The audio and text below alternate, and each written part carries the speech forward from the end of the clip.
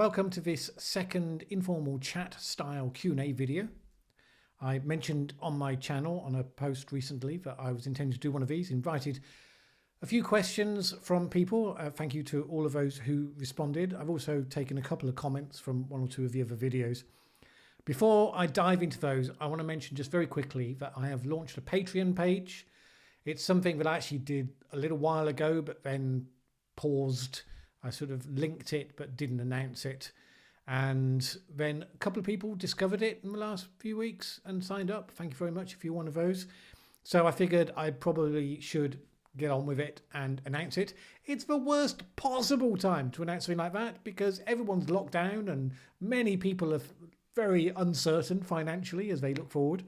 So I entirely understand if this remains an extremely underused Patreon page, but if you are in a position where you have some stability in your life and you appreciate these videos and you want to support them, it would enable me to keep making them and to try and make as many as I would like to make, in spite of the fact that YouTube will demonetize certain videos. And these are all things that I still want to talk about, whether or not YouTube allows them to be monetized or not. So any support that you can give on that would be very much well received. Anyway, enough of that. Let's go into the Q&A. So question number 1. Why do the complications of sea level measurement worry you so much? Blah, blah, blah, blah, blah, blah. What did Jim Hansen predict? Are the predictions being borne out? These are the questions most people would ask. They don't need to eliminate every possible source of measurement error. They want to know if Manhattan is going to be underwater or not. I replied to this saying, I don't think anyone says Manhattan's going to be underwater, although I do recall that Jim Hansen said something that was then quoted out of context. And then they replied to that saying, do you deny Hansen's credentials as a qualified expert in climate science? It was on that basis he testified before Congress in 1988 and was a major figure at NASA's Goddard Labs. Frankly, I am astounded and think that this is cheating because it has been Hansen's scenario that has been used to scare school children like Greta to the point that she's afraid to go to school. So I mention this comment because it's an example of one of the sort of things that gets thrown around quite often, which is that for people who are in the trenches clutching at weapons to throw at each other, this is one of those standard ones where somebody will say something you can take out of context and use it to point out and say, how ridiculous is this? You know, something's supposed to be underwater, but it's not. Ha ha ha ha. I'm not really interested in those things, to be honest. I'm interested in the peer-reviewed research because it's substantive, because a lot of effort has gone into crunching numbers and looking at what do we know about what the data is telling us. I'm not interested in quotes that are taken out of context on either side, to be fair. This one about Hansen is taken out of context because he was asked if CO2 has doubled in 40 years' time, then what would this look like? And he pointed at that and said, oh, well, that will be underwater for a start. Well, CO2 hasn't doubled. And 40 years hasn't passed. Sometimes misquoted as 20 years, but it was 40 years in the original source. But ultimately, so what? Either way, if you look at the words of his presentation to Condra, it was much more nuanced, much more fine-tuned. And, you know, whether it was right or not, we have done a whole bunch of science since then.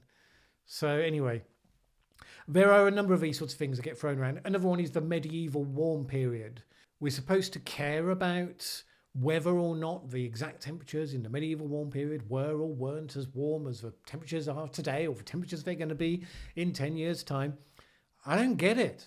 And I don't really care. I mean, I am interested in what we can learn from climate variation in the past and how it did or didn't impact on human societies in the past because it's interesting, not because I expect one answer or another to be a killer fact that's going to prove one point or another, because I don't really think that they do. I think they add a certain degree of context. But this whole thing about, well, you know, if we can show that the medieval warm period was warmer than it is today, that's going to be a killer fact. Is it?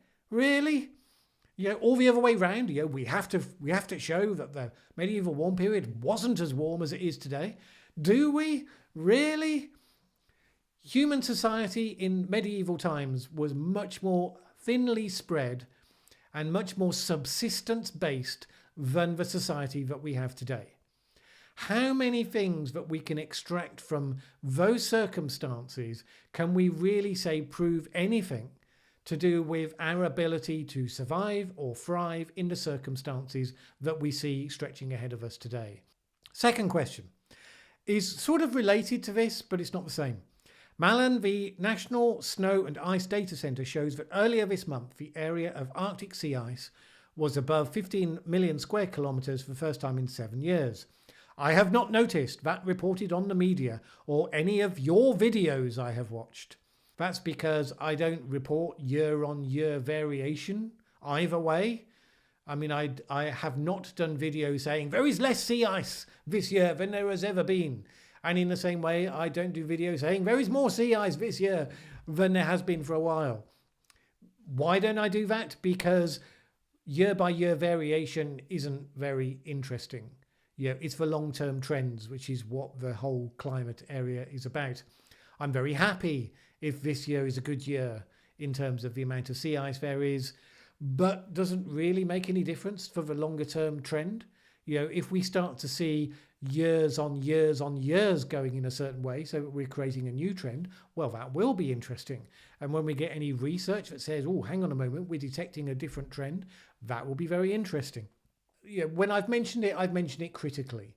So there was a BBC News story that was saying, the heat of the Arctic has now crossed a new threshold.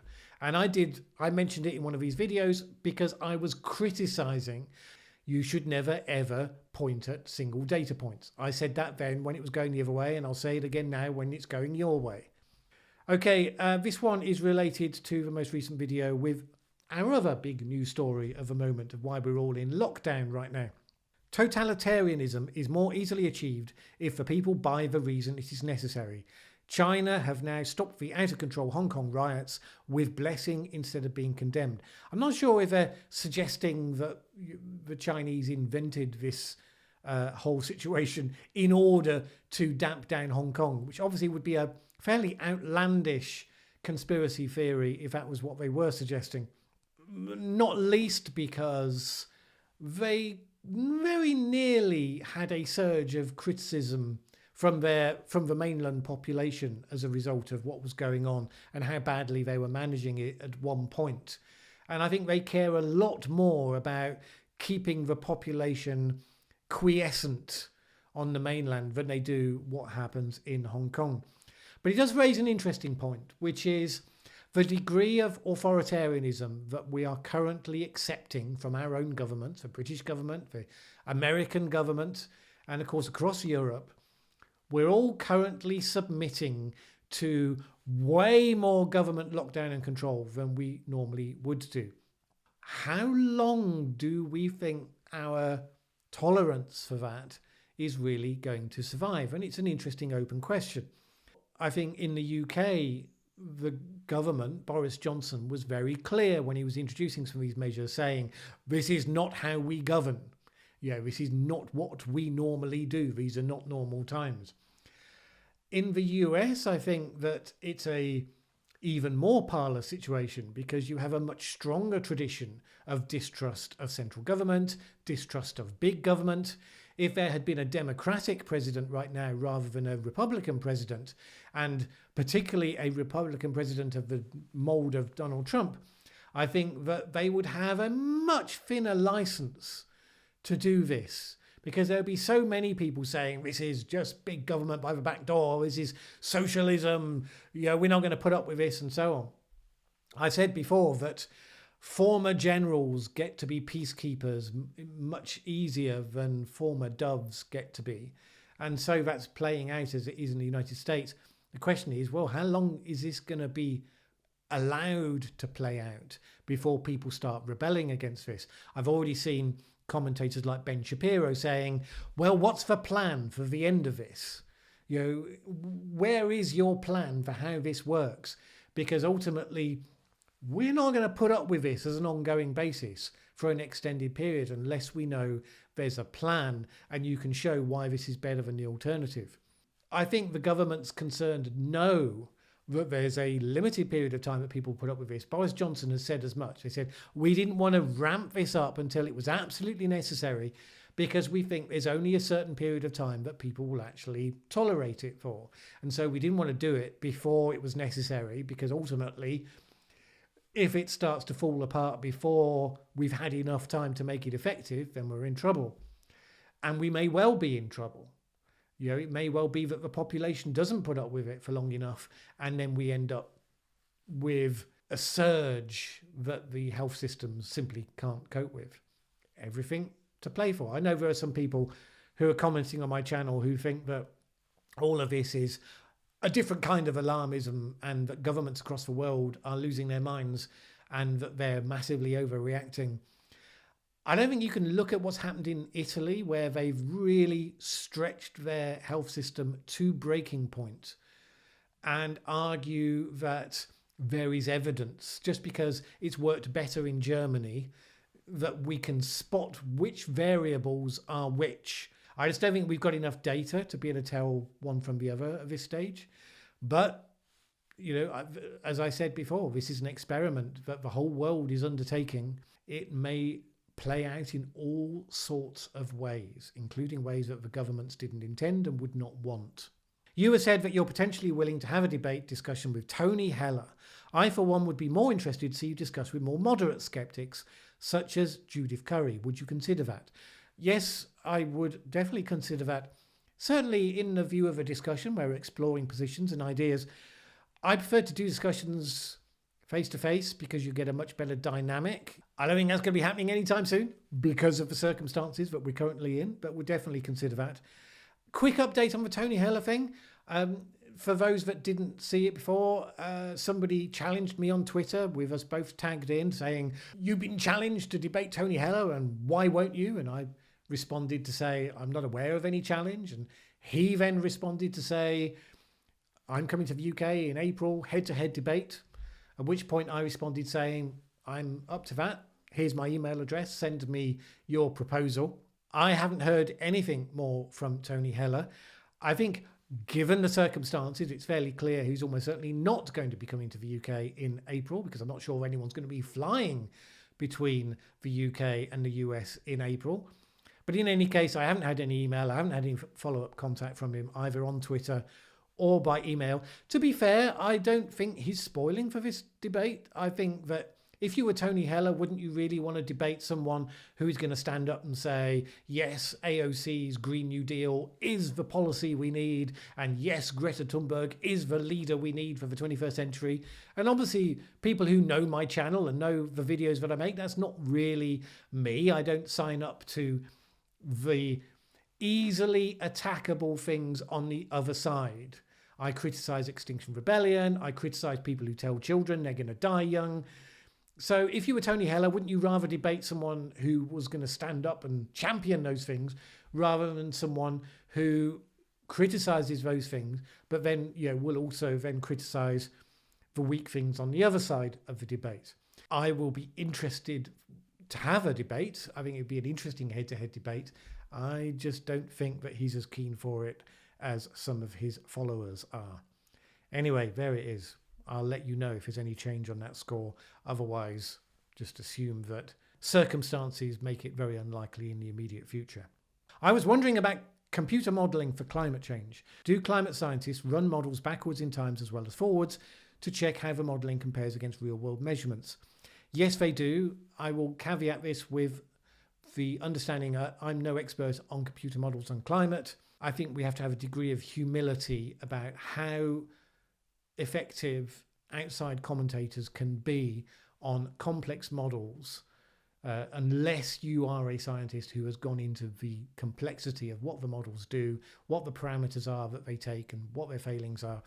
All we can do is see what the people who know say about these different models, and people who are quick to say the models are all nonsense or the models are totally accurate. Both of those positions are wrong. We know that. But they do run back on historical data, and you have to be careful not to tweak your model to fit history, because what you don't get from looking back through history is an understanding of which parameters led to history being the exact way that it was. The danger is you tweak certain parameters to get your model to fit the historical record perfectly, but by so doing, you don't know if you tweak the right parameters and therefore whether the ability to predict going forwards is enhanced or damaged by making it fit history, which is why they don't do it that way. Obviously, if you have a model that you have modeled against the various parameters that you know to be the most influential and it relatively well fits what happened in history, that gives you some information that maybe you're really on the right track. But it's just not as straightforward as this, because ultimately we know the models have to sketch in certain things in rough form, because to model them precisely, these are like these Chinese dolls. They get smaller and smaller and smaller and smaller. Ultimately, the physics of what happens goes to a micro level. And to model that perfectly takes computer power well in advance of anything that we get, which is why, as I've said before, the Met Office recently spent over £1 billion on a computer. The next question, how do you steer your way through with a moderate view given your age?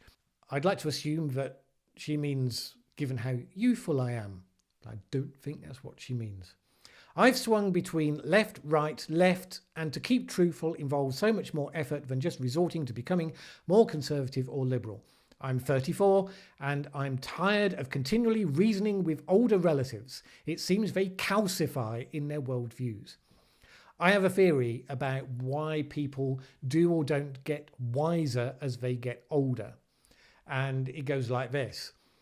People who get wiser as they get older, I think, are the ones who notice through their life as they go the number of times when they believed 100% passionately for sure that they knew what was right, and then they were proved to be wrong. And once that's happened a few times, you start to get the hang of the idea that you can be wrong, and you look for new information. And even when you think you know something, you're always aware that it might be something that somebody else knows that you don't, that's going to prove you wrong. And on that basis, you become less certain of yourself, more interested in new information. And in that way, I think that's what makes you wise. The people who go the other way never ever acknowledge that they were wrong in the first place. So when they get proven wrong, they find ways to dismiss it. They either simply don't acknowledge it, or they'll blame it on someone else. They'll say, well, it was so-and-so's fault. And you will see bad leaders of organizations find things to blame other than themselves. There are always choices. When you're confronted with information that contradicts something that you sincerely believe, there are always choices with how you respond to that. If you have a mindset that welcomes this, the scientific mindset, then you're always going to be more likely to acknowledge the new information than if your pride says that you can never acknowledge that you're wrong about something. The people who calcify are the people who have too much pride to acknowledge that they've ever been wrong about something. And so they become more and more fixed in their views. And of course, as well, over time, the world changes. So what was right when you were younger stops being right anymore. But you've become so fixed in that view that you'll never accept that the world has moved on, and maybe you need to revise your ideas. Your second thing about you're tired of continually reasoning with older relatives, if you're tired of that, it's probably because you're trying to convert them. You're trying to persuade them. And of course, they're relatively unpersuadable. In that situation, I would just relax, because ultimately, you don't have to change them. If you start to see the conversation as something that you look at with some amused detachment, if you can be amused at how fixed in their ways they are, amused at how easy they are to provoke with something that you know will wheedle them the wrong way, then you can still have discussions, but you just see it as a game and you will find it less tiring. The end result will be the same. You won't change their opinion. It's just down to whether it affects your mental state or not. No particular reason why it should drag you down just because they are incapable of accepting new information about the world. What is your view on the long-time decline of CO2 in the atmosphere? According to the Medea Hypothesis, the opposite of the Gaia Hypothesis, Mother Earth is on her way to suicide. In the long run, CO2 in the atmosphere drops below what is needed for trees and plants. Falling CO2 has been the trend for millions of years. I don't go for any views that anthropomorphize nature. I don't think Mother Nature, such as it is on a suicide track. By and large, natural things have inbuilt the instinct to survive, and they will do whatever they can to survive and reproduce. That is what nature's natural tendency is to do. However, the environment historically has a number of times changed because ultimately it is interdependent of the creatures that have evolved to exist within it. And so that can lead to the mass extinctions that we've seen and so on. And then something will claw its way through, and its imperative to survive will help it to evolve and to grow and to thrive again in the new circumstances that exist. For me, I don't think you need any big hypotheses to make any more sense of it than that. I certainly have never had a huge amount of time for the Gaia hypothesis. I think it's anthropomorphizing the whole system in a way that you don't need to do in order to explain it. And in the same way, I wouldn't go for the opposite in order to explain something. I'm a simple person. I'll go with the simplest possible explanation. I hope you found some of those questions interesting. If you sign up to be a Patreon, I will at some point start doing Patreon-only Q&As. Obviously, that's something that needs to grow a bit before it becomes viable, but all things become possible in due course. Stay safe. Wash your hands. See you soon.